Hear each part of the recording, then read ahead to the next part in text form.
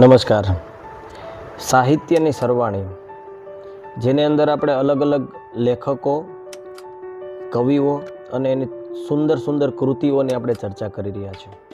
આ સમયની અંદર કોઈ પાસે વાંચવાનો ટાઈમ નથી, એટલે લાઇબ્રેરીઓ ખાલી પડેલી છે. મોબાઈલ, ટીવીની અંદર એટલો બધો માણસ અટવાયેલો છે કે સાહિત્યમાં કોઈને રસ નથી રહ્યો. છતાં પણ સાહિત્યથી માણસ એટલો જ નજીક છે. એને સાહિત્યને જાણવું અને સાહિત્યને માણવું ખૂબ ગમે છે. અને એટલે જ ઘણા લોકો મને પૂછતા હોય કે કયા લેખકને અમે વાંચીએ, કયા કવિને અમે વાંચીએ.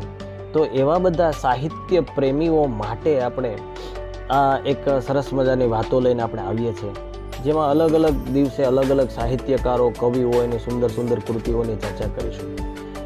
આની આગળના વિડીયોની અંદર આપણે ગગનવાસી, બે ઘડી ધરા પર શ્વાસ ભરીતો જો, એ સુંદર કૃતિની આપણે એક ગઝલ છે નાઝીર દેખૈયા સાહેબ, એને આપણે માણી.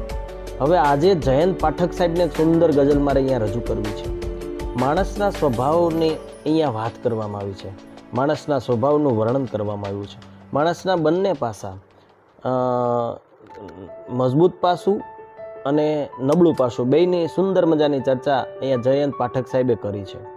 ઘણી વખત કોઈ આખા બોલો છોકરો હોય ને, તો એની મા બધાને કહેતી હોય કે ભાઈ એનું ખોટું નહીં લગાડતા હો, હા એ બોલે છે પણ એના પેટમાં પાપ નથી. એમાં માણસ છે, જેવો જેવો ઈર્ષા, દ્વેષ, ક્રોધ, આ બધું એનામાં છે, પણ એનામાં એક માણસાઈ પડેલી છે, અને એટલે માણસને વારંવાર મળવું ગમે છે.